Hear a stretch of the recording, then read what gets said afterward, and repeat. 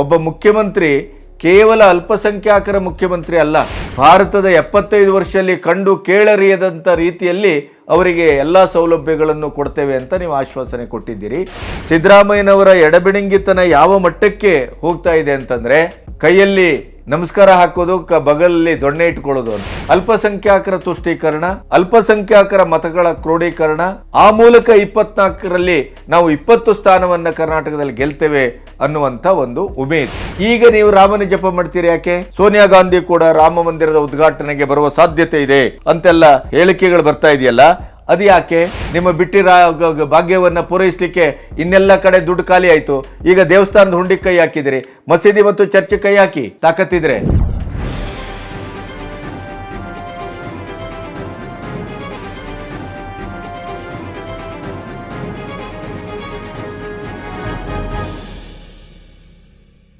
ನಮಸ್ತೆ, B Ganapati news ಚಾನೆಲ್ಗೆ ಸ್ವಾಗತ.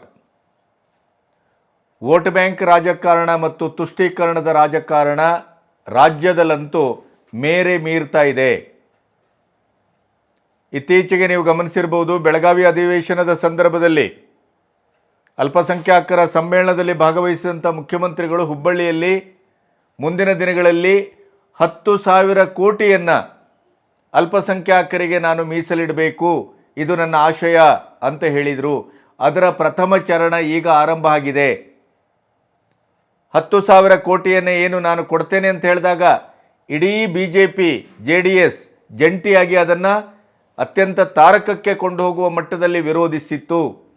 ಆ ವಿರೋಧದ ಮಧ್ಯೆಯೂ ಕೂಡ 2024ರ ಚುನಾವಣೆಯನ್ನು ದೃಷ್ಟಿಯಲ್ಲಿಟ್ಟುಕೊಂಡು ಸಿದ್ದರಾಮಯ್ಯನವರು ಅಲ್ಪಸಂಖ್ಯಾತರ ಓಲೈಕೆಯ ರಾಜಕಾರಣ ನನ್ನ ರಾಜಕಾರಣದ ಪ್ರಥಮ ಆದ್ಯತೆ ಅನ್ನುವ ರೀತಿಯಲ್ಲಿ ಇವತ್ತು ವರ್ತನೆ ಮಾಡಿದ್ದನ್ನು ನಾವು ನೋಡ್ತೇವೆ. ಅಲ್ಪಸಂಖ್ಯಾತರ ಕಾಲೋನಿಯ ಅಭಿವೃದ್ಧಿಗಾಗಿ 1,000 ಕೋಟಿಯನ್ನು ಅವರು ಒಂದು ಕ್ರಿಯಾ ಯೋಜನೆಯನ್ನು ತಯಾರಿಸಿ ಅಂತ ಆ ಅಲ್ಪಸಂಖ್ಯಾತರ ಅಭಿವೃದ್ಧಿಯ ಪರಿಶೀಲನಾ ಸಭೆಯಲ್ಲಿ ಶುಕ್ರವಾರ ಘೋಷಣೆ ಮಾಡಿದ್ದಾರೆ. ಅದರ ಜೊತೆ ಅಲ್ಲಿಯ ವಿದ್ಯಾರ್ಥಿಗಳಿಗೆ ವಿದ್ಯಾರ್ಥಿ ವೇತನ ಮತ್ತು ಇತ್ಯಾದಿಗಾಗಿ ಬಜೆಟ್ನಲ್ಲಿ 60,000 ಕೋಟಿಯನ್ನು ಈಗಾಗಲೇ ಮೀಸಲು ಇಡಲಾಗಿದೆ. ಆದರೆ ಅದಕ್ಕೆ ಮತ್ತೆ ಪ್ರತ್ಯೇಕವಾಗಿ 40,000 ಕೋಟಿಯನ್ನು ಅಲ್ಪಸಂಖ್ಯಾತ ವಿದ್ಯಾರ್ಥಿಗಳಿಗೆ ಅದನ್ನು ಮತ್ತೆ 60,000 ಕೋಟಿಗೆ ಸೇರಿ 100,000 ಕೋಟಿಯನ್ನು ಒಟ್ಟಾಗಿ ಮೀಸಲಿಡುವಂಥ ಕೆಲಸವನ್ನು ಮಾಡಲಿಕ್ಕೆ ಸಿದ್ದರಾಮಯ್ಯ ಹೊರಟಿದ್ದಾರೆ. ಅದರ ಜೊತೆ ಈಗಿರುವ ಪ್ರಶ್ನೆ ಏನು ಅಂತಂದರೆ, ನೀವು ಕೇವಲ ಅಭಿವೃದ್ಧಿಯ ರಾಜಕೀಯ ಅಂತ ಬಂದಾಗ ಅಲ್ಪಸಂಖ್ಯಾತರಿಗೆ ಮಾತ್ರ ನೀವು ಪ್ರತ್ಯೇಕವಾದಂಥ ಪ್ಯಾಕೇಜನ್ನು ಕೊಡ್ತೀರಿ, ಪ್ರತ್ಯೇಕವಾದಂಥ ಅನುದಾನವನ್ನು ನೀವು ಮೇಲಿಂದ ಮೇಲೆ ನೀವು ಮೀಸಲಿಡ್ತೀರಿ ಅಂತಾದರೆ, ಹಿಂದುಳಿದ ವರ್ಗವನ್ನು ಗಮನದಲ್ಲಿಟ್ಟು ಅಹಿಂದ ಸಮಾವೇಶ ಮಾಡುವ ನಿಮ್ಮ ತಾರ್ಕಿಕತೆ ಏನು, ನೈತಿಕತೆ ಏನು ಅನ್ನುವ ಪ್ರಶ್ನೆಯನ್ನು ರಾಜ್ಯದ ಜನತೆ ಕೇಳ್ತಾ ಇದ್ದಾರೆ. ಅಹಿಂದ ಸಮಾವೇಶಕ್ಕೆ ತಯಾರಿ ಮಾಡ್ತಾ ಇದ್ದೀರಿ, ಅದರ ಹೊತ್ತಿಗೆನೇ ಅಲ್ಲಿ ಅಲ್ಪಸಂಖ್ಯಾತರಿಗೆ STPTಯಲ್ಲಿ ಮೀಸಲಿಟ್ಟಂಥ ರಿಸರ್ವ್ ಫಂಡ್ ಅಂತ ಏನಿದೆ ಅದರಿಂದಲೂ ಕೂಡ ಸಂಪೂರ್ಣವಾಗಿ ತೆಗೆಯುವ ಪ್ರಯತ್ನವನ್ನು ಮಾಡಿದಿರಿ. ಅಂದರೆ ನಿಮ್ಮ ಬಿಟ್ಟಿ ಭಾಗ್ಯಗಳಿಗಾಗಿ ದಲಿತರಿಗೆ ಅವರ ಭವಿಷ್ಯಕ್ಕಾಗಿ ಮೀಸಲಿಟ್ಟಂಥ ರಿಸರ್ವ್ ಫಂಡನ್ನು ಕೂಡ ತೆಗೆದು ಈ ಬಿಟ್ಟಿ ಭಾಗ್ಯಕ್ಕೆ ಬಳಸ್ತಾ ಇದ್ದೀರಿ. ರಾಜ್ಯದಲ್ಲಿ ತೀವ್ರ ಬರಗಾಲ ಇದೆ. ಆ ಬರಗಾಲಕ್ಕೆ ಸಂಬಂಧಪಟ್ಟು ಕೇಂದ್ರದಿಂದ 18,000 ಕೋಟಿ ಏನು ನಿಮ್ಮ ಬೇಡಿಕೆ ಇದೆ ಅದು ಇನ್ನೂ ಈಡೇರಲಿಲ್ಲ. ಆದರೆ ಈಡೇರಬೇಕು ಅಂತಾದರೆ ನೀವಿಲ್ಲಿ ಮೊದಲು ಏನು ಆಶ್ವಾಸನೆ ಕೊಟ್ಟಿದ್ದೀರಿ ಮತ್ತು ಮೊದಲ ಪರಿಹಾರದ ನಿಧಿಯನ್ನು ನೀವು ಬಿಡುಗಡೆ ಮಾಡಿ ಅದನ್ನು ಜನಕ್ಕೆ ರೈತರಿಗೆ ಮುಟ್ಟಿಸಬೇಕು. ಮುಟ್ಟಿಸಿದ ನಂತರ ಕೇಂದ್ರದ ಪಾಲು ಬರ್ತದೆ. ನೀವು ಎಕರೆಗೆ 2,000 ಅಂತ ಘೋಷಣೆ ಮಾಡಿದ್ದೀರಿ, ಆ 2,000ವನ್ನು ಕೊಟ್ಟಿಲ್ಲ. ಜಾನುವಾರುಗಳಿಗೆ ಮೇವಿನ ಕೊರತೆ ಆಗಿದೆ, ನೀರಿನ ಕೊರತೆ ಆಗಿದೆ. ಬೆಳೆ ನಷ್ಟ ಆಗಿ ರೈತ ಸಿಕ್ಕಾಪಟ್ಟೆ ಸಂಕಟದಲ್ಲಿದ್ದಾರೆ.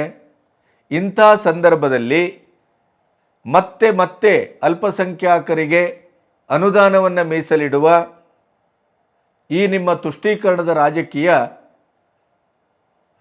ರಾಜ್ಯದ ಜನತೆಗೆ ನೀವು ಮಾಡುವ ದ್ರೋಹ ಅನ್ನೋದರ ಬಗ್ಗೆ ಎರಡು ಮಾತೇ ಇಲ್ಲ. ಯಾಕೆಂದರೆ ಒಬ್ಬ ಮುಖ್ಯಮಂತ್ರಿ ಕೇವಲ ಅಲ್ಪಸಂಖ್ಯಾತರ ಮುಖ್ಯಮಂತ್ರಿ ಅಲ್ಲ. ಇವತ್ತು ನಿಮಗೆ ವೋಟ್ ಬ್ಯಾಂಕಿನಲ್ಲಿ ಕಳೆದ ಚುನಾವಣೆಯಲ್ಲಿ ನಿರ್ಣಾಯಕವಾಗಿ ಅಲ್ಪಸಂಖ್ಯಾತರ ಮತ ಬಂದಿರಬಹುದು. ಯಾಕೆಂದರೆ ನೀವು ಒಳ ಒಪ್ಪಂದವನ್ನು ಮಾಡಿಕೊಂಡಿದ್ದೀರಿ. ಪ್ರಣಾಳಿಕೆಯಲ್ಲೇ ನೀವು ಅಲ್ಪಸಂಖ್ಯಾತರ ಅಭಿವೃದ್ಧಿಗೆ ಈ ಭಾರತದ 75 ವರ್ಷದಲ್ಲಿ ಕಂಡು ಕೇಳರಿಯದಂಥ ರೀತಿಯಲ್ಲಿ ಅವರಿಗೆ ಎಲ್ಲ ಸೌಲಭ್ಯಗಳನ್ನು ಕೊಡ್ತೇವೆ ಅಂತ ನೀವು ಆಶ್ವಾಸನೆ ಕೊಟ್ಟಿದ್ದೀರಿ. ಅದರ ಪ್ರಕಾರನೇ ಮುನ್ನಡೀತಾ ಇದ್ದೀರಿ. ಹಾಗಾದರೆ ಹಿಂದುಳಿದ ವರ್ಗದವರು, ಅಲ್ಪಸಂಖ್ಯಾತರು ಎರಡನ್ನು ಒಟ್ಟೊಟ್ಟಿಗೆ ಕೊಂಡೋಗಬೇಕು ಅನ್ನುವಂಥ ನಿಮ್ಮ ಮನೋಭಾವ ಇಲ್ಲ ಅಂತ ಆದರೆ, ದಲಿತರ ಬಗ್ಗೆ ನಿಮಗೆ ಕಾಳಜಿ ಇಲ್ಲ ಅಂತ ಆದರೆ, ದಲಿತರ ಅಭಿವೃದ್ಧಿಗೆ, ದಲಿತರ ಶೈಕ್ಷಣಿಕತೆಗೆ ನಿಮಗೆ ಕಾಳಜಿ ಇಲ್ಲ ಅಂತ ಆದರೆ, ಅವರ ಕಾಲೋನಿಯ ಬಗ್ಗೆ ಕಾಳಜಿ ಇಲ್ಲ ಅಂತ ಆದರೆ, ಹಾಗಾದರೆ ನೀವು ಅಲ್ಪಸಂಖ್ಯಾತರ ಮತದಿಂದಷ್ಟೇ ಆರಿಸಿ ಬಂದಿದ್ದೀರಾ? ಅಲ್ಪಸಂಖ್ಯಾತರಷ್ಟೇ ಈ ರಾಜ್ಯದ ಹಿಂದುಳಿದ ವರ್ಗಕ್ಕೆ ಅಥವಾ ಹಿಂದುಳಿದ ಸ್ಥಿತಿಗೆ ಅವರು ಪ್ರಾತಿನಿಧಿಕವಾಗಿ ನಿಲ್ತಾರೇನು? ಈ ಎಲ್ಲ ಪ್ರಶ್ನೆಗಳು ಹುಟ್ಟುಕೊಂಡಿದ್ದಾವೆ. ಸಿದ್ದರಾಮಯ್ಯನವರ ಎಡಬಿಡಂಗಿತನ ಯಾವ ಮಟ್ಟಕ್ಕೆ ಹೋಗ್ತಾ ಇದೆ ಅಂತಂದರೆ, ಅದೇನೋ ಹೇಳ್ತಾರಲ್ಲ, ನಾವು ಕೈಯಲ್ಲಿ ನಮಸ್ಕಾರ ಹಾಕೋದು, ಬಗಲಲ್ಲಿ ದೊಣ್ಣೆ ಇಟ್ಕೊಳ್ಳೋದು ಅಂತ. ಯಾಕೆಂದರೆ ಅಹಿಂದ ಸಮಾವೇಶವನ್ನು ಮಾಡ್ತಾರೆ, ಆದರೆ ದಲಿತ ವಿರೋಧಿಯಾಗಿ ನಡ್ಕೊಳ್ತಾರೆ. ಕಳೆದ ವಿಧಾನಸಭಾ ಚುನಾವಣೆಯಲ್ಲಿ ರಾಜ್ಯದ ಮುಖ್ಯಸ್ಥನಾಗಿ, ರಾಜ್ಯ ಕಾಂಗ್ರೆಸ್ಸಿನ ಅಧ್ಯಕ್ಷರಾಗಿ ಏನು ಪರಮೇಶ್ವರ್ ಅವರು ಕೆಲಸ ಮಾಡಿದರು, ಆ ಮೂಲಕ ಅಧಿಕಾರಕ್ಕೆ ಬರುವಂಥ ಹಂತದಲ್ಲಿ ಕಾಂಗ್ರೆಸ್ಸಿನ ಒಂದು ಟ್ರೆಂಡ್ ಏನಿತ್ತು, ಆವಾಗೇನು ಮಾಡಿದರು? ಸ್ವತಃ ಸಿದ್ದರಾಮಯ್ಯನವರ ಪಡೆ ಪರಮೇಶ್ವರ್ ಅವರನ್ನು ಸ್ವಕ್ಷೇತ್ರದಲ್ಲಿ ಸೋಲಿಸುವಂಥ ಕೆಲಸವನ್ನು ಮಾಡಿತ್ತು. ಅದು ಪರಮೇಶ್ವರರ ಗ್ಯಾಂಗು ಮತ್ತು ಸ್ವತಃ ಕಾಂಗ್ರೆಸ್ಸಿಗರೇ ಇದನ್ನು ಬಹಿರಂಗಪಡಿಸಿದಂಥ ಸತ್ಯ. ಮೋಟಮ್ಮನವರಿಗೆ ಅವಕಾಶ ಇತ್ತು, ಅದನ್ನು ತಪ್ಪಿಸಿದರು, ತಾನು ಅಧಿಕಾರಕ್ಕೆ ಬಂದರು. ಇನ್ನು ಈಗ ಕೇಂದ್ರದಲ್ಲಿ 16ಕ್ಕೂ ಹೆಚ್ಚು ಪಕ್ಷಗಳ INDIA ಒಕ್ಕೂಟ ನಮ್ಮ ಪ್ರಧಾನಿ ಪದಕ್ಕೆ ಯಾರು ಅಂತಂದರೆ ಕನ್ನಡದ ಖರ್ಗೆಯವರನ್ನು ಘೋಷಿಸಿದರು. ಮಮತಾ ಬ್ಯಾನರ್ಜಿ ಅವರು ಘೋಷಿಸಿದರು, ಕೇಜ್ರಿವಾಲ್ ಅದಕ್ಕೆ ಅನುಮೋದನೆ ಮಾಡಿದರು, ಕಾಂಗ್ರೆಸ್ಸಿನ ಹೈಕಮಾಂಡ್ ಅದಕ್ಕೆ ಮೌನ ಸಮ್ಮತಿಯನ್ನು ಸೂಚಿಸಿತು.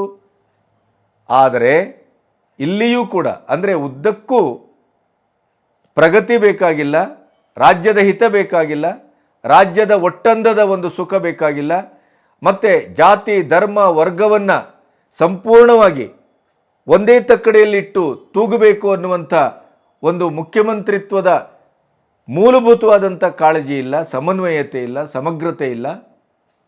ಕೇವಲ ಅಲ್ಪಸಂಖ್ಯಾತರ ತುಷ್ಟೀಕರಣ, ಅಲ್ಪಸಂಖ್ಯಾತರ ಮತಗಳ ಕ್ರೋಢೀಕರಣ, ಆ ಮೂಲಕ 24ರಲ್ಲಿ ನಾವು 20 ಸ್ಥಾನವನ್ನು ಕರ್ನಾಟಕದಲ್ಲಿ ಗೆಲ್ತೇವೆ ಅನ್ನುವಂಥ ಒಂದು ಉಮೇದು. ಅದರ ನೇತೃತ್ವ ಯಾರ್ದು ಅಂತಂದರೆ ಸಿದ್ದರಾಮಯ್ಯನವ್ರದ್ದು. ಆ ಹಿನ್ನೆಲೆಯಲ್ಲಿ ಖರ್ಗೆಯವರ ಬದಲು ರಾಹುಲ್ ಗಾಂಧಿಯನ್ನು ಪ್ರಧಾನಿ ಪಟ್ಟಕ್ಕೆ ಅವರು ಸಂಸ್ಥಾಪನಾ ದಿನಾಚರಣೆಯ ದಿನ ಸೂಚಿಸಿದರು. ಇದರ ಅರ್ಥ ಏನು? ನೀವು ಹಾಗಾದರೆ ಯಾರ ಪರ? ನೀವು ದಲಿತರ ಪರನ, ಅಹಿಂದದ ಪರನ, ಹಿಂದುಳಿದ ವರ್ಗದ ಬಗ್ಗೆ ನಿಮಗೆ ಕಾಳಜಿ ಇದೆಯಾ? ಇದ್ದದ್ದಾದರೆ ನೀವು ಪರಮೇಶ್ವರಿಗೆ ಮುಕ್ಕಾಲು ಹಾಕಿದ್ರಿ, ಮೋಟಮ್ಮನಂಥ ಅರ್ಹತೆ ಇದ್ದಂಥ ಮಹಿಳಾ ಒಂದು ಮುಖ್ಯಮಂತ್ರಿಯಾಗಿ ಚರಿತ್ರೆಯ ಹೊಸ ಪುಟ ತೆರೆಯುವಂಥ ಸಂದರ್ಭದಲ್ಲಿ ಅಂಥ ಒಂದು ಅದ್ಭುತ ಅವಕಾಶವನ್ನು ಸ್ವಾರ್ಥಕ್ಕಾಗಿ ಅದನ್ನು ಕೈ ಚೆಲ್ಲಿ ತಾವೇ ಮುಖ್ಯಮಂತ್ರಿ ಆದ್ರಿ. ಎರಡನೇ ಬಾರಿ ಕಾಂಗ್ರೆಸ್ಸು ಆರಿಸಿ ಬರುವಲ್ಲಿ ಪ್ರಮುಖವಾದಂಥ ಪಾತ್ರವನ್ನು ವಹಿಸಿದಂಥ DKಶಿ ಅವರನ್ನೇ ಬದಿಗೆ ಸರಿಸಿ ತಾವು ಮುಖ್ಯಮಂತ್ರಿ ಆದ್ರಿ. ಅಂದರೆ ಅಧಿಕಾರ ರಾಜಕಾರಣಕ್ಕಾಗಿ ತಾವು ಏನು ಬೇಕಾದರೂ ಮಾಡ್ತೀರಿ ಅನ್ನೋದಕ್ಕೆ ಇವತ್ತು ನೀವು 10,000 ಕೋಟಿಯನ್ನು ನಾವು ಕೊಡಬೇಕು, ಅದು ನನ್ನ ಆಸೆ ನಿರೀಕ್ಷೆ ಅನ್ನುವಂಥ ಮಾತಾಡಿದವರು ಈಗ ಅದರ ಕ್ರಿಯಾ ಯೋಜನೆಯನ್ನು ಶುರು ಮಾಡಿದಿರಿ. ಅವರ ಕಾಲೋನಿಗೆ 1,000 ಕೋಟಿಯನ್ನು ಮೀಸಲಿಡುವಂಥ ಕೆಲಸ, ಅವರ ವಿದ್ಯಾರ್ಥಿ ವೇತನದ ಹೆಸರಿನಲ್ಲಿ 60,000 ಕೋಟಿಗೆ ಮತ್ತು 40,000 ಕೋಟಿಯನ್ನು ಸೇರಿಸುವಂಥ ಯೋಜನೆಯನ್ನು ತಯಾರಿಸಿದಿರಿ. ಹಾಗಾದರೆ ಅಲ್ಪಸಂಖ್ಯಾತರು ಮುಸ್ಲಿಮರು ಮಾತ್ರವೇ? ಮೇಲ್ವರ್ಗದ ಅಲ್ಪಸಂಖ್ಯಾತರು ಇಲ್ಲವೇ? ದಲಿತರು ಇಲ್ಲವೇ? ಕ್ರಿಶ್ಚಿಯನ್ ಅವರಲ್ಲಿ ಏನು ಆರ್ಥಿಕವಾಗಿ ಹಿಂದುಳಿದವರು ಇಲ್ಲವೇ? ಕೆಳವರ್ಗದಲ್ಲಿ ಇಲ್ಲವೇ? ಇವು ಯಾವುದನ್ನೂ ಗಮನಿಸ್ತೇನೆ ಏಕಾಏಕಿಯಾಗಿ ಮುಸ್ಲಿಂ ಸಮುದಾಯವನ್ನಷ್ಟೇ ನೀವು ಗಮನಿಸ್ತೀರಿ ಅಂತಾದರೆ ಮುಂದಿನ ವರ್ಷಗಳಲ್ಲಿ ಇನ್ನೂ ಹೆಚ್ಚಿನ ಅನುದಾನವನ್ನು ನಾನು ಬಿಡುಗಡೆ ಮಾಡ್ತೇನೆ ಅಂತ ಬೇರೆ ಶುಕ್ರವಾರ ನೀವು ಅದಕ್ಕೆ ದನಿಗೂಡಿಸಿದ್ದೀರಿ. ಅಂದರೆ ನಿಮ್ಮ 5 ವರ್ಷದಲ್ಲಿ ಯಾವ ಮಟ್ಟಕ್ಕೆ ನೀವು ಓಲೈಕೆ ರಾಜಕಾರಣವನ್ನು ಮತ್ತು ಅವರಿಗೆ ಅನುದಾನದ ರೂಪದಲ್ಲಿ ಲಂಚ ಕೊಟ್ಟು ಅವರನ್ನು ಮತಗಟ್ಟೆಗೆ ಸೆಳೆಯುವಂಥ ಕೆಲಸವನ್ನು ಅಸಂವಿಧಾನಿಕವಾಗಿ ಮಾಡ್ತಾ ಇದ್ದೇನೆ ಅಂತ ತಮಗೆ ಅನಿಸೋದಿಲ್ಲ ಅಂತ ಆದರೆ ನಿಮ್ಮ ಅನುಭವಕ್ಕೆ ಯಾವ ಬೆಲೆ ಇದೆಯೋ ನನಗೆ ಗೊತ್ತಿಲ್ಲ. ಒಬ್ಬ ಮುಖ್ಯಮಂತ್ರಿ ತಂದೆ ಸ್ಥಾನದಲ್ಲಿ ನಿಂತಿರ್ತಾನೆ, ತಾಯಿ ಸ್ಥಾನದಲ್ಲಿ ನಿಂತಿರ್ತಾನೆ. ಎಲ್ಲರನ್ನೂ ಸಮಾನವಾಗಿ ನೋಡಬೇಕು. ಆ ಸಮಾನತೆಯ ದೃಷ್ಟಿಕೋನವನ್ನೇ ಕಳ್ಕೊಂಡಿದ್ದೀರಿ. ನಿಮ್ಮದು ಯಾವುದು ಸಮಾಜವಾದ ನನಗೆ ಅರ್ಥ ಆಗ್ತಾ ಇಲ್ಲ, ನಿಮ್ಮದು ಯಾವುದು ಸಮತಾವಾದ ಅರ್ಥ ಆಗ್ತಾ ಇಲ್ಲ. ಮತ್ತೆ ಕೇಳಿದರೆ ಸರ್ವಧರ್ಮದ ಶಾಂತಿಯ ತೋಟ ಅಂತೀರಿ. ಒಂದು ಧರ್ಮಕ್ಕೆ ಸುಣ್ಣ, ಒಂದು ಧರ್ಮಕ್ಕೆ ಬೆಣ್ಣೆ. ಇಲ್ಲಿ ನೀವು ಅವರ ಕಲೋನಿಗೆ ಅಭಿವೃದ್ಧಿ ಕೊಡ್ತೀರಿ, ಅವರ ಮಸೀದಿಗೆ ದುಡ್ಡು ಕೊಡ್ತೀರಿ, ಅವರ ಹಜ್ ಭವನಕ್ಕೆ ದುಡ್ಡು ಕೊಡ್ತೀರಿ, ಅವರ ವಿದ್ಯಾರ್ಥಿಗೆ ವೇತನಕ್ಕೆ ದುಡ್ಡು ಕೊಡ್ತೀರಿ. ವಿದ್ಯಾರ್ಥಿ ವೇತನಕ್ಕೆ ಇಷ್ಟೆಲ್ಲ ದುಡ್ಡು ಕೊಡ್ತಿರಲ್ಲ, ಕೇಂದ್ರದಿಂದ ದುಡ್ಡು ಬರ್ತಾ ಇಲ್ಲ ಅಂತ ಹೇಳ್ತೀರಿ. ಕೇಂದ್ರವು ಅವು ತನ್ನದೇ ಆದಂಥ ನೆಲೆಯಲ್ಲಿ ತನ್ನ ಹಣವನ್ನು ಬಿಡುಗಡೆ ಮಾಡ್ತಾ ಇದೆ. ಆದರೆ ನೀವು ಈಗ ಅಲ್ಪಸಂಖ್ಯಾತರಿಗೆ ಇಲ್ಲಿ ಏಕಾಏಕಿಯಾಗಿ ಈ ರೀತಿಯ ಒಂದು ಬರದ ಸಂದರ್ಭದಲ್ಲಿ ಕೂಡ ಅವರಿಗೆ ದುಡ್ಡು ಕೊಡಲಿಕ್ಕೆ ನಿಮ್ಮ ಹತ್ರ ದುಡ್ಡಿದೆ, ಅಭಿವೃದ್ಧಿಗೆ ದುಡ್ಡಿಲ್ಲ. ಮೊನ್ನೆ ಸುವರ್ಣ ವಿಧಾನಸೌಧದ ಸಭೆಯಲ್ಲಿ ಏನು ಹೇಳಿದ್ರಿ? ನಾನೇನು ನೋಟ್ ಪ್ರಿಂಟ್ ಮಾಡಬೇಕಾ ಅಂತ ಕೇಳಿದ್ರಿ, ಅಥವಾ ಎಲ್ಲಿ ದುಡ್ಡು ಎಲ್ಲಿಂದ ತರಬೇಕು ಅಂತ ಕೇಳಿದ್ರಿ. ಎಲೆಕ್ಷನ್ ಸಂದರ್ಭದಲ್ಲಿ ನಾವು ಏನೋ ಮಾತಾಡ್ಬಿಡ್ತೇವೆ, ಅದನ್ನೆಲ್ಲ ಇಟ್ಕೊಂಡು ನೀವು ನಮ್ಮ ಬೆನ್ನು ಬಿದ್ದರೆ ನಾವು ಏನು ಮಾಡಬೇಕು ಅಂತ ಕೇಳಿದ್ರಿ. ಅಂದರೆ ಆರ್ಥಿಕವಾದಂಥ ಪರಿಸ್ಥಿತಿ ಈ ಮಟ್ಟದಲ್ಲಿದ್ದರೂ ಕೂಡ ನಿಮ್ಮ ವೋಟ್ ಬ್ಯಾಂಕ್ ರಾಜಕಾರಣ ಮತ್ತು ತುಷ್ಟೀಕರಣಕ್ಕಾಗಿ ಅಲ್ಪಸಂಖ್ಯಾತರಿಗೆ ನೀವು ಈ ಮಟ್ಟದಲ್ಲಿ ಮೇಲಿಂದ ಮೇಲೆ ಪ್ಯಾಕೇಜನ್ನು ಘೋಷಿಸ್ತೀರಿ ಅಂತಾದರೆ ನಿಮಗೆ ಏನು ಹೇಳಬೇಕು? ನಿಮ್ಮ ಸಂಪೂರ್ಣ ದೃಷ್ಟಿ ಕೇಂದ್ರೀಕರಿಸಿದವಾದದ್ದು ಕೇವಲ 24ರ ಚುನಾವಣೆಯೇ. ನಿಮ್ಮ ಆಡಳಿತದ ಇಡೀ ಯಂತ್ರಗಳು ಬಳಕೆಯಾಗಬೇಕಾದದ್ದು 24ರ ಚುನಾವಣೆಯ ಸಂದರ್ಭಕ್ಕೆ. ಹಾಗಾದರೆ ಇದನ್ನು ರಾಜ್ಯದ ಜನತೆ ಪ್ರಶ್ನಿಸುವಂತಾಗಿದೆ. ಯಾಕೆ ಅಂತಂದರೆ ನಿಮ್ಮ ಎಡಬಿಡಂಗಿತನ ಯಾವ ಮಟ್ಟದಲ್ಲಿ ಮುಂದೋಗಿದೆ ಅಂತ ಅಂದರೆ, ನಾವು ಹಿಂದೂಗಳಲ್ವೇ, ನಾವು ರಾಮನ ಪೂಜೆ ಮಾಡೋದಿಲ್ವೇ, ನಾನು ಚಿಕ್ಕವನಾಗಿದ್ದಾಗ ನನ್ನ ಊರಿನಲ್ಲಿ ನಾನು ರಾಮನ ಭಜನೆ ಮಾಡ್ತಾ ಹೋಗ್ತಾ ಇದ್ದೆ, ಆ ಭಜನೆಯವರೊಟ್ಟಿಗೆ ನಾನು ತಿರುಗಾಡ್ತಾ ಇದ್ದೆ. ಹಿಂದೂ ಬೇರೆ, ಹಿಂದುತ್ವ ಬೇರೆ, ಸಾಫ್ಟ್ ಹಿಂದುತ್ವ ಅಂತಾರೆ. ಏನು ಸಾಫ್ಟು ಮತ್ತು ಹಾರ್ಡು ಅಂತಿದೆಯೇ ಅಂತ ಅದನ್ನು ಗೇಲಿ ಮಾಡ್ತಿರಲ್ಲ, ಯಾಕೆ? ಹಿಂದುತ್ವದಲ್ಲಿ ಸಾಫ್ಟ್ ಹಾರ್ಡ್, ಸಾಫ್ಟ್ ಹಾರ್ಡ್.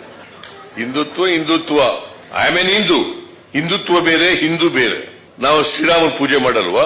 ಇವ್ರೊಬ್ರೇನಾ ಮಾಡೋದು? ನಾವು ನಮ್ಮ ಊರುಗಳಲ್ಲೆಲ್ಲ ರಾಮ ಮಂದಿರ ಕಟ್ಕೊಂಡಿಲ್ವಾ? ಭಜನೆ ಮಾಡಲ್ವ? ರಾಮನ ಭಜನೆ ಮಾಡಲ್ವಾ? ನಾನು ಭಜನೆಗೆ ಹೋಯ್ತಿದ್ದೆ ನಮ್ಮ ಊರಿನಲ್ಲಿ. ಈ ಡಿಸೆಂಬರ್ ಕೊನೆಯ ವಾರದಲ್ಲಿ ಭಜನೆ ಮಾಡೋರು ಯಾವಾಗಲೂ. ನಾನು ಆ ಭಜನೆಯವ್ರ ಜೊತೆಲಿ ಹೋಯ್ತಿದ್ದೆ. ಊರಿನಲ್ಲೆಲ್ಲ ಮೆರವಣಿಗೆ ಮಾಡ್ತಿದ್ರು ಭಜನೆ ಮಾಡ್ಕೊಂಡು. ಧನುರ್ಮಾಸದಲ್ಲಿ ಭಜನೆ ಮಾಡೋರು. ಈಗ ಅನೇಕ ಹಳ್ಳಿಗಳಲ್ಲಿ ಈಗಲೂ ಮಾಡ್ತಾರೆ. ಇವತ್ತು ಈ ದೇಶದ ಸಮಸ್ಯೆಗಳಿಗೆ ಪರಿಹಾರ ಕೊಡ್ತಕ್ಕಂಥ ಶಕ್ತಿ ಇರ್ತಕ್ಕಂಥದ್ದು ಕಾಂಗ್ರೆಸ್ ಪಕ್ಷ ಮಾತ್ರ. ಈ ದೇಶದಲ್ಲಿ ಇನ್ನೂ ಉಳಿದಿರ್ತಕ್ಕಂಥ ಸಮಸ್ಯೆಗಳಿದಾವಲ್ಲ, ಈ ಸಮಸ್ಯೆಗಳಿಗೆಲ್ಲ ಪರಿಹಾರ ಕೊಡ್ತಕ್ಕಂಥದ್ದು ಕಾಂಗ್ರೆಸ್ ಪಕ್ಷ ಮಾತ್ರ. ಅದಕ್ಕೆ ರಾಹುಲ್ ಗಾಂಧಿಯವರು ಈ ದೇಶದ ಪ್ರಧಾನಮಂತ್ರಿ ಆಗಬೇಕು. ಧರ್ಮಸ್ಥಳಕ್ಕೆ ಮಾಂಸ ತಿಂದ್ಕೊಂಡು ಹೋಗಬಹುದು, ಮೀನು ತಿಂದ್ಕೊಂಡು ಹೋಗಿದ್ದೇನೆ ಅಂತ ಹುಂಕರಿಸ್ತಾ ಇದ್ರಿ. ಸತ್ಯನಾರಾಯಣ ವ್ರತಕ್ಕೆ ಬೂಟುಗಾಲನಲ್ಲಿ ಹೋಗ್ತೀರಿ. ರಾಮ ಮಂದಿರಕ್ಕೆ ಅದಕ್ಕೆ ಏನಾದರೂ ಹಣಕಾಸಿನ ನೆರವು ಅನುದಾನ ಕೇಳಿದರೆ ಯಾವ ರಾಮ, ಎಲ್ಲಿಯ ರಾಮ? ನಮ್ಮೂರಲ್ಲಿ ರಾಮ ಮಂದಿರ ಕಟ್ಟಿ, ಅಲ್ಲಿಗೆ ಯಾಕೆ ರಾಮ ಮಂದಿರ ಕಟ್ತೀರಿ? ಅದು ರಾಮ ಜನ್ಮಭೂಮಿ ಅನ್ನೋದಕ್ಕೆ ಇನ್ನೂ ಅದು ವಿವಾದಿತ ಸ್ಥಳ. ಸುಪ್ರೀಂ ಕೋರ್ಟ್ ಆರ್ಡ್ರನ್ನೇ ಒಬೆ ಮಾಡೋದಿಲ್ಲ. ಎಸ್ ಎ ವಕೀಲ್ ಎಸ್ ಎ ಲಾಯರ್. ಈಗ ನೀವು ರಾಮನ ಜಪ ಮಾಡ್ತೀರಿ ಯಾಕೆ? ಸೋನಿಯಾ ಗಾಂಧಿ ಕೂಡ ರಾಮ ಮಂದಿರದ ಉದ್ಘಾಟನೆಗೆ ಬರುವ ಸಾಧ್ಯತೆ ಇದೆ ಅಂತೆಲ್ಲ ಹೇಳಿಕೆಗಳು ಬರ್ತಾ ಇದೆಯಲ್ಲ, ಅದು ಯಾಕೆ? ನಾವು ರಾಮನ ಪೂಜೆ ಮಾಡೋದಿಲ್ವೇ ಅಂತ ನೀವು ಈಗ ಕೇಳ್ತಾ ಇರೋ ಉದ್ದೇಶ ಏನು? ನಾವು ಹಿಂದೂಗಳಲ್ವೇ ಅಂತ ಕೇಳ್ತಾ ಇರುವ ಉದ್ದೇಶ ಏನು? ಅವರು ಕೊಟ್ಟ ಟೊಪ್ಪಿ ಶಾಲು ಎಲ್ಲ ಹಾಕ್ಕೊಂಡು ಬಿರಿಯಾನಿ ತಿನ್ನುವವರಿಗೆ ನಮ್ಮ ಕೇಸರಿ ಶಾಲನ್ನು ಮುಡಿಸಿ ಒಳಗದು ಬಿಸಾಡಿ ಸಾರ್ವಜನಿಕವಾಗಿ ಅವಮಾನ ಮಾಡುವಾಗ ಹಿಂದೂ ಅಂತ ಅನಿಸಿಲ್ವಾ? ಎಲ್ಲ ದೇವಸ್ಥಾನಗಳ ಬಗ್ಗೆ ನೋಟಿಸ್ ಕೊಟ್ಟಿದ್ದೀರಿ, ಅವರ ಹುಂಡಿ ಬಗ್ಗೆ ನಿಮ್ಮ ಕಣ್ಣು ಬಿದ್ದಿದೆ, ನಿಮ್ಮ ಬಿಟ್ಟಿರ ಭಾಗ್ಯವನ್ನು ಪೂರೈಸಲಿಕ್ಕೆ ಇನ್ನೆಲ್ಲ ಕಡೆ ದುಡ್ಡು ಖಾಲಿ ಆಯಿತು, ಈಗ ದೇವಸ್ಥಾನದ ಹುಂಡಿ ಕೈ ಹಾಕಿದಿರಿ, ಮಸೀದಿ ಮತ್ತು ಚರ್ಚ್ ಕೈ ಹಾಕಿ ತಾಕತ್ತಿದ್ರೆ, ಆದರೆ ಅವರಿಗೆ ಮತ್ತೆ ಮತ್ತೆ ದುಡ್ಡು ಕೊಡ್ತಾ ಇದ್ದೀರಿ. ಆಮೇಲೆ ನೀವು ವಿದ್ಯಾರ್ಥಿ ವೇತನ ಸಾರ್ವಜನಿಕವಾಗಿ ಕೊಡುವಂಥ ವಿದ್ಯಾರ್ಥಿ ವೇತನವನ್ನು ನಿಮ್ಮ ಬಿಟ್ಟಿ ಭಾಗ್ಯಕ್ಕಾಗಿ ಈಗಾಗಲೇ ನಿಲ್ಲಿಸಿದ್ದೀರಿ. ಮಾಸಿಕ ಮತ್ತು ತಿಂಗಳ ವಾರ್ಷಿಕ ವಿದ್ಯಾರ್ಥಿ ವೇತನವನ್ನು, ಅದಕ್ಕೆ ಈಗಾಗಲೇ ಪ್ರತಿಭಟನೆಯೂ ಆಗಿದೆ. ಅದರ ಮಧ್ಯೆ ನೀವು ಇಲ್ಲಿ ಅಲ್ಪಸಂಖ್ಯಾತ ವಿದ್ಯಾರ್ಥಿಗಳಿಗೆ 60,000 ಕೋಟಿ ಅಲ್ಲದೆ ಮತ್ತೆ 40,000 ಕೋಟಿಯನ್ನು ಪ್ರತ್ಯೇಕವಾಗಿ ಕೊಡಲಿಕ್ಕೆ ಹೊರಟಿದ್ದೀರಿ. ಆದರೆ ಗ್ರೌಂಡ್ ರಿಯಾಲಿಟಿಯನ್ನು ಅರ್ಥ ಮಾಡ್ಕೊಂಡಿದ್ದೀರಾ ನೀವು? ಅಲ್ಲಿ ಎಷ್ಟು ವಿದ್ಯಾರ್ಥಿ ವೇತನ ವಿದ್ಯಾರ್ಥಿಗಳಿಗೆ ಹೋಗ್ತಾ ಇದೆ, ಆಮೇಲೆ ಅವರ ಶೈಕ್ಷಣಿಕ ಮಟ್ಟ ಯಾಕೆ ವರ್ಷದಿಂದ ವರ್ಷಕ್ಕೆ ಅದು ಗಂಭೀರವಾಗಿ ಏರ್ತಾ ಇಲ್ಲ, ಯಾಕೆ ಕುಸಿತಾ ಇದೆ? ಅಲ್ಲಿ ವಿದ್ಯಾರ್ಥಿಗಳು ಮದ್ರಾಸಕ್ಕೆ ಹೋಗ್ತಾ ಇದ್ದಾರಾ, ನಿಜವಾದ ಶಿಕ್ಷಣ ಸಂಸ್ಥೆಗಳಿಗೆ ಬರ್ತಾ ಇದ್ದಾರಂತ ನೀವೇನಾದರೂ ಯೋಚನೆ ಮಾಡಿದ್ದೀರಾ? ಯಾಕೆ ಸಮಾಜ ವಿದ್ರೋಹಿ ಚಟುವಟಿಕೆಗಳಲ್ಲಿ ಅಲ್ಲಿಯ ಯುವ ಸಮುದಾಯ ಹೆಚ್ಚು ಬಳಕೆಯಾಗ್ತಾ ಇದೆ? ಯಾಕೆ ಆ ಸಮುದಾಯವನ್ನು ಯಾಕೆ ನೀವು ಎಚ್ಚರಿಸ್ತಾ ಇಲ್ಲ? ಆ ಸಮುದಾಯವನ್ನು ಯಾಕೆ ವಿಶ್ವಾಸಕ್ಕೆ ತೆಗೆದುಕೊಳ್ತಾ ಇಲ್ಲ? ಆ ಇಡೀ ಸಮುದಾಯವನ್ನು ಒಂದು ಒಗ್ಗಟ್ಟಿನಲ್ಲಿ ನಿಮ್ಮದೇ ನೇತೃತ್ವದಲ್ಲಿ ಯಾಕೆ ನಿಮ್ಮಲ್ಲಿ ಸಾಮಾಜಿಕವಾದಂಥ ವಿಪ್ಲವದ ಕಾರ್ಯಾಚರಣೆಗೆ ನಿಮ್ಮ ಯುವಶಕ್ತಿ ಬಳಸಲ್ಪಡ್ತಾ ಇದೆ? ಸಮಾಜ ವಿದ್ರೋಹಿ ಚಟುವಟಿಕೆಗಳಿಗೆ ನಿಮ್ಮ ಯುವಶಕ್ತಿ ಯಾಕೆ ಬಳಸಲ್ಪಡ್ತಾ ಇದೆ?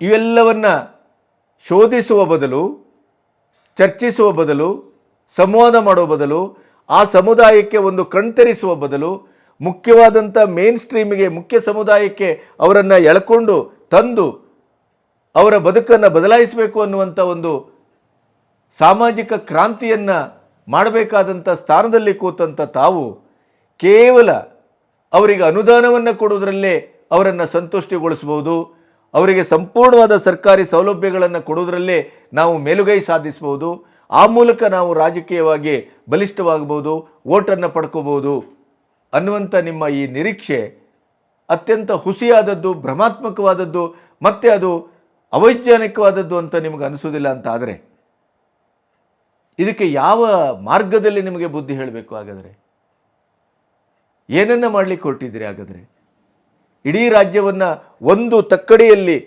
ಒಂದು ವರ್ಗಕ್ಕೆ ಸೀಮಿತವಾಗಿ ಆಡಳಿತ ಯಂತ್ರವನ್ನು ಮತ್ತು ಖಜಾನೆಯನ್ನು ನೀವು ಬಳಸ್ತೀರಿ ಅಂತ ಆದರೆ ಇದು ರಾಜ್ಯದ್ರೋಹ ಅಲ್ವೇ? ಸಮಾಜ ದ್ರೋಹ ಅಲ್ವೇ? ಸಮೂಹ ದ್ರೋಹ ಅಲ್ವೇ? ಈ ಪ್ರಶ್ನೆಗಳನ್ನು ಗಂಭೀರವಾಗಿ ತಮಗೆ ಕೇಳಬೇಕು ಅಂತ ಅನಿಸ್ತದೆ. ಅದರ ಜೊತೆ ಇದೇ ನಿಮ್ಮ ಸಹೋದ್ಯೋಗಿಗಳು ಚೆಕ್ ಬೌನ್ಸ್ ಕೇಸಲ್ಲಿ ಸಿಕ್ಕಾಕೊಂಡಿದ್ದಾರೆ. ಮಧು ಬಂಗಾರಪ್ಪನವರು 6.9 ಕೋಟಿ ದಂಡವನ್ನು ಪಾವತಿಸಿ, ಇಲ್ಲ 6 ತಿಂಗಳ ಜೈಲು ಶಿಕ್ಷೆಯನ್ನು ಅನುಭವಿಸಿ ಅಂತ ಹೇಳಿದೆ. 2011 ಕೇಸ್ ಇದು. ಚೆಕ್ ಬೌನ್ಸ್ ಪ್ರಕರಣ. ರಾಜೇಶ್ ಎಕ್ಸ್ಪೋರ್ಟ್ಗೆ 6,60,00,000 ಚೆಕ್ಕನ್ನು ಕೊಟ್ಟದ್ದು ಬೌನ್ಸ್ ಆಗಿದೆ. ಆ ಬೌನ್ಸ್ ಆದಾಗ 50 ಲಕ್ಷವನ್ನು ಕೋರ್ಟ್ ಮೂಲಕ ಕಟ್ಟಿ ಜನವರಿ 30ರೊಳಗೆ 6.10 ಕೋಟಿ ಪಾವತಿಸುವುದಾಗಿ ಮುಚ್ಚಳಿಕೆಯನ್ನು ಬರಕೊಟ್ಟವರು ಕೋರ್ಟಿಗೂ ಮೋಸ ಮಾಡಿದ್ದಾರೆ, ಮಾತು ತಪ್ಪಿದ್ದಾರೆ.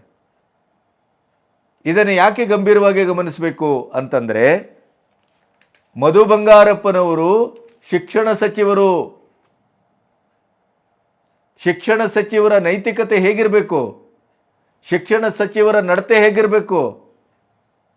ಶಿಕ್ಷಣ ಸಚಿವರ ಒಟ್ಟು ವ್ಯಕ್ತಿತ್ವ ಯಾವ ರೀತಿ ಪಾರದರ್ಶಕವಾಗಿರಬೇಕು? ಮತ್ತು ಮಕ್ಕಳಿಗೆ ನೀವು ಮಾದರಿಯಾಗಿಲ್ಲದೆ ಇದ್ದರೆ ಆ ಶಿಕ್ಷಣ ಸಂಸ್ಥೆಯ ಸಚಿವನಾಗಿ ನೀವು ಏನು ಕಡಿದು ಕಟ್ಟಲಿಕ್ಕೆ ಸಾಧ್ಯ? ನೈತಿಕ ಭ್ರಷ್ಟತೆ ನಿಮ್ಮಲ್ಲೇ ಇದ್ದರೆ ಮಕ್ಕಳಿಗೆ ಏನು ಎದುರುಗಡೆ ಹೋಗಿ ನಿಂತು ಪಾಠ ಮಾಡ್ತೀರಿ ಅಥವಾ ಏನು ಬುದ್ಧಿವಾದ ಹೇಳ್ತೀರಿ? ಶಿಕ್ಷಣ ಸಚಿವರೇ ಇವತ್ತು ನಡತೆಗೆಟ್ಟವರು ಅಥವಾ ಮಾತು ತಪ್ಪಿದವರು, ಕೋರ್ಟಿನ ಎದುರೇ ಮುಚ್ಚಳಿಕೆ ಬರೆದುಕೊಟ್ಟು ಅದನ್ನು ಮೀರಿದವರು. Check bounce case. Check bounce ಕೇಸಿಗೆ ನಮ್ಮ ಮಾಮೂಲಿ ವಾಡಿಕೆಯಲ್ಲಿ ಏನು ಹೇಳಬೇಕು? ಏನು ಹೇಳ್ತಾರೆ? ಅದು ಕಳ್ಳತನಕ್ಕೆ ಸಮಾನ ಅಲ್ವಾ ಅದು? ಇಂಥ ಒಂದು ನೈತಿಕ ಭ್ರಷ್ಟತೆಯನ್ನು ಹೊಂದಿದಂಥ ಒಬ್ಬ ವ್ಯಕ್ತಿ ಶೈಕ್ಷಣಿಕವಾದಂಥ ವಿಚಾರಗಳಿಗೆ ಸಂಬಂಧಿಸಿದ, ಜ್ಞಾನಾರ್ಜನೆಗೆ ಸಂಬಂಧಿಸಿದ ನೈತಿಕ ಪಾಠಗಳನ್ನು ಹೇಳುವ ಮೂಲಕ ಮಕ್ಕಳ ಭವಿಷ್ಯವನ್ನು ರೂಪಿಸಬೇಕಾದಂಥ ಒಂದು ಇಲಾಖೆಗೆ ಸಂಬಂಧಪಟ್ಟು ಸಚಿವರಾಗ್ತಾರೆ ಅಂತ ಆದರೆ, ಸಚಿವರಾಗಿ ಮುಂದುವರಿತಾರೆ ಅಂತ ಆದರೆ, ಇದಕ್ಕಿಂತ ಅಧೋಗತಿ ಇನ್ನೊಂದಿರ್ಲಿಕ್ಕೆ ಸಾಧ್ಯ ಇದೆಯಾ? ಇದೇ ಬಿ ಜೆ ಪಿಯವರ ಇನ್ನೊಂದು ಆ ಸರ್ಕಾರದಲ್ಲಿ ಇಂಥದ್ದಾಗಿದ್ದರೆ ಸ್ವತಃ ಮುಖ್ಯಮಂತ್ರಿಗಳವರ ಹಠಾಟೋಪ ಮತ್ತು ರೌದ್ರಾವತಾರ ಯಾವ ಲೆವೆಲಲ್ಲಿ ಇರ್ತಾ ಇತ್ತು?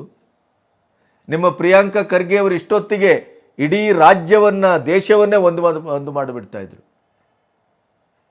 ನೈತಿಕ ಭ್ರಷ್ಟತೆ ಇದ್ದವರು ಶಿಕ್ಷಣ ಸಚಿವರಾಗಲಿಕ್ಕೆ ಯೋಗ್ಯರೇ, ತಕ್ಷಣ ಅವರನ್ನು ಕೆಳಗಿಳಿಸಿ, ತಕ್ಷಣ ಅವರನ್ನು ರಾಜೀನಾಮೆ ತೆಗೆದುಕೊಳ್ಳಿ ಅಂತ ಹೇಳ್ತಾ ಇದ್ರು. ಅಂದರೆ ನಿಮ್ಮ ಸರ್ಕಾರದಲ್ಲಿ ಯಾವುದೇ ರೀತಿಯಲ್ಲಿ ಏನೇ ಆದರೂ ಅವರು ಮುಂದುವರಿಬಹುದು. ಅದೇ ನೀವು ಪ್ರತಿಪಕ್ಷದಲ್ಲಿದ್ದು ಆಡಳಿತ ಪಕ್ಷ ಯಾವುದೋ ಜನತಾದಳವೋ JDS BJPಯೋ ಇನ್ನೊಂದು ಆದರೆ ಅವರಿಗೆ ನೀವು ಪಾಠ ಮಾಡ್ಬೋದು, ಅಬ್ಬರಿಸ್ಬೋದು, ಅವರಿಗೆ ಕುರ್ಚಿಯಿಂದ ಕೆಳಗಿಳಿಯಿರಿ ಅಂತ ಹೇಳ್ಬೋದು. ಅಂದರೆ ಸ್ವತಃ ಮುಖ್ಯಮಂತ್ರಿಗಳು ಇಷ್ಟು ಅನುಭವಿ ರಾಜಕಾರಣಿಯಾಗಿ, ಎರಡನೇ ಬಾರಿ ಮುಖ್ಯಮಂತ್ರಿಗಳಾಗಿ ಅವರು ಈ ರೀತಿಯ ಜನರನ್ನು ಒಡೆದು ಆಳುವಂಥ ಕೆಲಸವನ್ನು ಹಾಡೆ ಹಗಲು ಮಾಡ್ತಾರೆ ಅಂತ ಯಾರೂ ಭಾವಿಸಿರಲಿಲ್ಲ. ಅಲ್ಪಸಂಖ್ಯಾತರ ತುಷ್ಟೀಕರಣವನ್ನು ಈ ಮಟ್ಟದಲ್ಲಿ ಮಾಡ್ತಾರೆ ಅಂತ ಯಾರೂ ನಿರೀಕ್ಷೆ ಮಾಡಿರಲಿಲ್ಲ. ಅಹಿಂದ ಸಮಾವೇಶವನ್ನು ಮಾಡುವ ಮೂಲಕ ಅಹಿಂದ ಒಂದು ಸಂಘಟನೆಯ ನೇತಾರರಾಗಿ ಮುಖ್ಯಮಂತ್ರಿಗಳಾದವರು ದಲಿತರಿಗೆ ಮತ್ತು ಕೆಳವರ್ಗದವರಿಗೆ, ಕೆಳ ಮಧ್ಯಮ ವರ್ಗದವರಿಗೆ ಈ ರೀತಿಯ ಮೋಸ ಆಗುತ್ತೆ ಅವರಿಂದ ಅಂತ ಯಾರೂ ಯೋಚನೆ ಮಾಡಿರಲಿಲ್ಲ. ಅವರ ರಿಸರ್ವ್ ಫಂಡನ್ನೆಲ್ಲ ತೆಗೆದು ಬಿಟ್ಟಿ ಭಾಗ್ಯಕ್ಕೆ ಹಾಕಿ ಅವರ ಏನೋ ಒಂದು, ಅದು ನಾಳೆ ಆಗತ್ತೋ ಬಿಡುತ್ತೋ, ಆದರೆ ಕನ್ನಡಿಗ ಖರ್ಗೆ ಒಂದು 50 ವರ್ಷದ ರಾಜಕಾರಣದಲ್ಲಿದ್ದವರು ಪ್ರಧಾನಿ ಹುದ್ದೆಗೆ ಒಂದು ನಾಮಾಂಕಿತರಾಗಿದ್ದಾರೆ. ಅದು ನಮ್ಮವರಿಂದ ಯಾರೋ ಆದದ್ದಲ್ಲ, ಬೇರೆ ರಾಜ್ಯದವರು, ಬೇರೆ ಭಾಷಿಕರು ಅವರನ್ನು ಸೂಚಿಸಿದ್ದಾರೆ. ಅಂಥವ್ರಿಗೆ ಮುಕ್ಕಾಲು ಹಾಕಿ ಅಲ್ಲೂ ಅಧಿಕಾರದ ರಾಜಕಾರಣವನ್ನು ಉಳಿಸ್ಕೊಳ್ಳಿಕ್ಕೆ, ರಾಹುಲ್ ಗಾಂಧಿಯವರನ್ನು ಪ್ಯಾಂಪರ್ ಮಾಡಲಿಕ್ಕೆ, ಓಲೈಕೆ ಮಾಡಲಿಕ್ಕೆ ರಾಹುಲ್ ಗಾಂಧಿಯವರನ್ನು ತಂದು ನಿಲ್ಲಿಸಿ ಕನ್ನಡಿಗರಿಗೆ ಅವಮಾನ ಮಾಡುವ, ಸ್ವಪಕ್ಷೀಯರಿಗೆ ಅವಮಾನ ಮಾಡುವ, ಮತ್ತು ನೀವು ಜನತಾದಳದಿಂದ ಹೋದವರು, ವಲಸೆ ಬಂದವರು, ಅವರು ಮೂಲ ಕಾಂಗ್ರೆಸ್ಸಿಗರು, ಕಾಂಗ್ರೆಸ್ಸಿನ ರಕ್ತವನ್ನೇ ಅವರು ಹಂಚಿಕೊಂಡೇ ಹುಟ್ಟಿದಾರೋ ಅನ್ನುವ ಮಟ್ಟಕ್ಕೆ ಕಾಂಗ್ರೆಸ್ಸನ್ನು ಅಪ್ಪಿಕೊಂಡವರು, ಕಾಂಗ್ರೆಸ್ಸನ್ನೇ ಉಸಿರಾಡುವವರು ಅವರು. ಆ ನಿಷ್ಠೆಗೆ ಇವತ್ತು ಅವರಿಗೆ AICC ಅಧ್ಯಕ್ಷ ಪದವಿ ಒಲಿದು ಬಂದಿದೆ. ರಾಷ್ಟ್ರ ರಾಜಕಾರಣದಲ್ಲಿ ಅವರು ಪ್ರಥಮಾದ್ಯತೆಯಲ್ಲಿದ್ದಾರೆ. ಇವತ್ತು ಅವರ ಬಗ್ಗೆ ನಮ್ಮದು ವೈಯಕ್ತಿಕವಾಗಿ ಯಾವುದೇ ಭಿನ್ನಾಭಿಪ್ರಾಯ ಇರ್ಬೋದು, ಆದರೆ ಒಬ್ಬ ಕನ್ನಡಿಗನಾಗಿ ಅಂಥ ಒಂದು ಹಂತಕ್ಕೆ ಹೋದದ್ರ ಬಗ್ಗೆ ನಾವೆಲ್ಲರೂ ಹೆಮ್ಮೆ ಪಡಬೇಕು. ಆ ಹೆಮ್ಮೆ ಸ್ವಪಕ್ಷೀಯರಾದಂಥ ಮುಖ್ಯಮಂತ್ರಿಗಳು ಆದಂಥ, ಅಹಿಂದಿನ ನೇತಾರರು ಆದಂಥ, ದಲಿತ ಪರ ಮುಖ್ಯಮಂತ್ರಿ ಅಂತ ಕರೆಸಿಕೊಂಡಂಥ ನೀವೇ ಅವರನ್ನು ಸೈಡ್ಲೈನ್ ಮಾಡಿ ರಾಹುಲ್ ಗಾಂಧಿ ಅಂತ ಅವರನ್ನು ತರಲಿಕ್ಕೆ ಹೊರಟಿದ್ದೀರಲ್ಲ, ನಿಮ್ಮ ಒಟ್ಟು ರಾಜಕಾರಣದ ಮರ್ಮ ಏನು? ಕೊನೆಗೂ ಅಧಿಕಾರದ ರಾಜಕಾರಣವೇ ನಿಮ್ಮ ಪ್ರಥಮ ಆದ್ಯತೆ ಮತ್ತು ಸೂತ್ರ ಸಂಧಾನ ಅಂತ ಆದರೆ, ನೀವು ಅಹಿಂದ ಸಮಾವೇಶ ಮಾಡಿದ್ರೇನೋ ಬಿಟ್ಟರೇನೋ, ನೀವು ಸಾಮಾಜಿಕವಾದಂಥ ಸಮಾನತೆಯ ಒಂದು ಮಂತ್ರವನ್ನು ಪಠಿಸಿದ್ರೇನೋ ಬಿಟ್ಟರೇನು? ರಾಜಕಾರಣ ಅಂತಂದಾಗ ಎಲ್ಲವೂ ಅಲ್ಲಿ ಸಾಧ್ಯತೆ ಇದ್ದಂಥದ್ದೇ, ಲಭ್ಯತೆ ಇದ್ದಂಥದ್ದೇ. ಯಾರು ಯಾವ ಹೊತ್ತಿನಲ್ಲಿ ಯಾವ ರೂಪವನ್ನೂ ತಾಳಿಯಾರಲ್ಲಿ. ಆದರೆ ಎಲೆಕ್ಷನ್ ಹತ್ರ ಬರ್ತಾ ಇದೆ, 74ರ ಚುನಾವಣೆ ಅಂಥೇಳಿ ನಾನೂ ರಾಮ ಭಕ್ತ, ನಾನೂ ರಾಮ ಭಜನೆ ಮಾಡಿದವನು, ನಾನೂ ಹಿಂದೂ ಅನ್ನುವಂಥ ಈ ಕೊಟ್ಟಿ ಹೇಳಿಕೆಗಳನ್ನು ಕೊಡುವುದರ ಜೊತೆಗೆ ಹಿಂದೂ ಸಮುದಾಯಕ್ಕೆ ಸಂಪೂರ್ಣವಾಗಿ ಮೋಸ ವಂಚನೆ ಮಾಡಿ ಅವರನ್ನು ಸೈಡ್ಲೈನ್ ಮಾಡಿ ಇದ್ದ ಎಲ್ಲ ಹಣವನ್ನು, ಅನುದಾನವನ್ನು ಅಲ್ಪಸಂಖ್ಯಾತರೇ ಹಂಚುವಂಥ ನಿಮ್ಮ ಈ ಮರ್ಮ ಏನಿದೆ, ಇದು ಅತ್ಯಂತ ಕೆಟ್ಟದ್ದಾದಂಥ, ಕೀಳಾದಂಥ, ಅನಪೇಕ್ಷಿತವಾದಂಥ, ಇಡೀ ರಾಜ್ಯದ ಜನತೆ ಒಂದು ರೀತಿಯ ಹೀಗಳೆಯುವಂಥ ರಾಜಕಾರಣಕ್ಕೆ ತಾವು ಇಳಿದಿದ್ದೀರಿ. ತಮ್ಮ ಅನುಭವಕ್ಕೆ ಈ ರಾಜಕಾರಣ ಯಾವ ಹಂತದಲ್ಲೂ ನಿರೀಕ್ಷೆದಾಯಕವಾಗಿ ಇರಲಿಲ್ಲ, ನಿರೀಕ್ಷಿಸುವಂತೆಯೂ ಇಲ್ಲ. ಇದು ಅತ್ಯಂತ ಕಳಪೆ ಮಟ್ಟದ ರಾಜಕಾರಣ ಮತ್ತು ಅಧಿಕಾರದ ಮೂಲದ ಈ ರಾಜಕಾರಣ ಇದು ಅತ್ಯಂತ ಕೆಟ್ಟ ಮಾದರಿ ಅಂತಲೂ ನಾನು ಭಾವಿಸ್ತೇನೆ.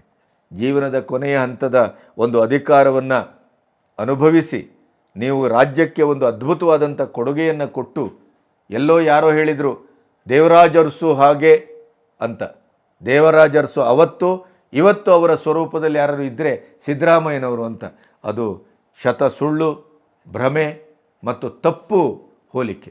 ಯಾಕೆಂತಂದರೆ ತಾವು ಪ್ರಥಮ ಹಂತದಲ್ಲಿ ಮುಖ್ಯಮಂತ್ರಿ ಆಗಿದ್ದಾಗ ನಡ್ಕೊಂಡ ರೀತಿಗೂ, ದ್ವಿತೀಯ ಹಂತದಲ್ಲಿ ಈಗ ಮುಖ್ಯಮಂತ್ರಿಯಾಗಿ ನಡ್ಕೊಳ್ತಾ ಇರುವಂಥ ರೀತಿಗೂ, ದ್ವೇಷ ರಾಜಕಾರಣಕ್ಕೂ, ದ್ವೇಷವೇ ನನ್ನ ರಾಜಕಾರಣದ ಮರ್ಮ ಅಂತ ನೀವು ವರ್ತಿಸ್ತಾ ಇರುವ ರೀತಿಗೂ, ಅಲ್ಪಸಂಖ್ಯಾತರ ಓಲೈಕೆಯೇ ನನ್ನ ರಾಜಕಾರಣದ ಭವಿಷ್ಯ ಅಂತ ನೀವೇನು ಇವತ್ತು ಭ್ರಮಿಸ್ತಾ ಇದ್ದೀರಿ, ಅದು ತುಂಬ ತಪ್ಪು. ಅದು ರಾಜ್ಯದ್ರೋಹಕ್ಕೆ ಸಮಾನ. ನಮಸ್ತೆ.